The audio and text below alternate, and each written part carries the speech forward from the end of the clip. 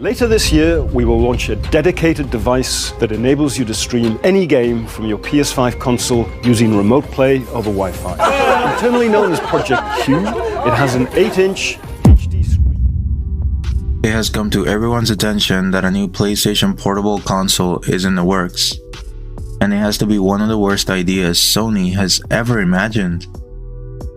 They just announced it, and I'd easily put it about shutting the PlayStation 3 servers as the worst idea anyone has ever come up with in Sony's company. It's like they should almost be fired for even thinking this was a solid proposal. Now, here's what the new Sony Portable console is and why everyone that has seen it hates it. So, a new Sony Portable console with the project name Q Lite is in development by Sony. That is their next handheld. And this new handheld will require for you to have a PlayStation 5 because it is only going to be a remote play portable. So if you don't have a PS5, you can't remote play, therefore making it useless. Meanwhile, we had the PS Vita, who was its own console and could also remote play the PS4 as an extra feature. Well, this Q Lite is literally only the remote play option. You can't do anything else. I mean, I have to mention it multiple times because it is so hard to believe this is real. Regardless, another big issue that comes with remote play is the fact that if you don't have an internet connection, you can't play. So not only is the Q Lite a remote play portable that requires for you to have a PlayStation 5, but in order to work, you also need a stable internet connection at all times.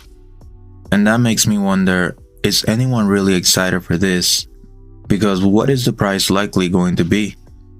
$150? $200?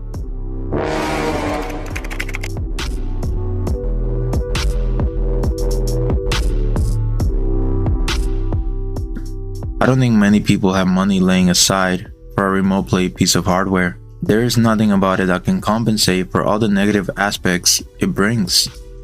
It's just a clear money grab by Sony. What Sony should do is actually make a new PS Vita or a PSP 2. And with that, we should get a guaranteed 1080p resolution on all titles along 60 FPS.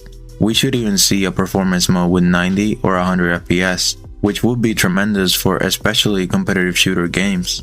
We have to remember the Steam Deck would be one of PlayStation's biggest competitors. So a good way to beat the Steam Deck would be through backwards compatibility. Just think of this, a more powerful Sony portable that can play PSP and PS Vita games in 1080p 100 FPS.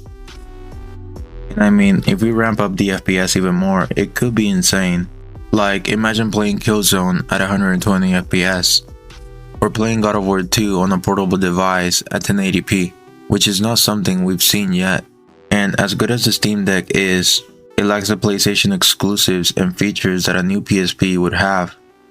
And some of the other features I would expect from a new Sony portable would be haptic feedback, 3D audio, and other things that the PS5 currently has.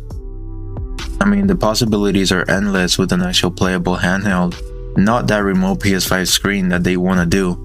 Just imagine playing Bloodborne on the go or Ghost of Tsushima. It really doesn't get better than that. Two games that you can't even emulate on a PC because emulators are still developing as we speak. I just hope that if Sony's making a portable console, they reconsider their choices and go for a portable like I just mentioned. 1080p 60 FPS, backwards compatibility with PSP and PS Vita games, How long have you been here? PS4 and PS5 games available to play as well, Rest. and packed with features from the PlayStation 5. Murder. I'll be one step closer once I catch the snake named Omura. One of the conspirators on the list. He supplied the weapons that butchered my family. Now, of course, there's more things that could potentially add to it, but this is a good base to start us out, and along that base, the base price for the new PSP would likely be $499. So the same price as the PlayStation 5, and I think it'd be the best selling portable of all time. Even leaving the Switch behind, and I think the Switch was perfect, but there's no real competition out there for Nintendo right now. So something like this could potentially be the one to dethrone it. And Sony is the only one that can do that. Regardless, I would love a new portable console, especially from Sony. But it seems like for the time being, they're more focused on this new project, the Q Lite. So it'll be a while before we see a real PlayStation Portable console again.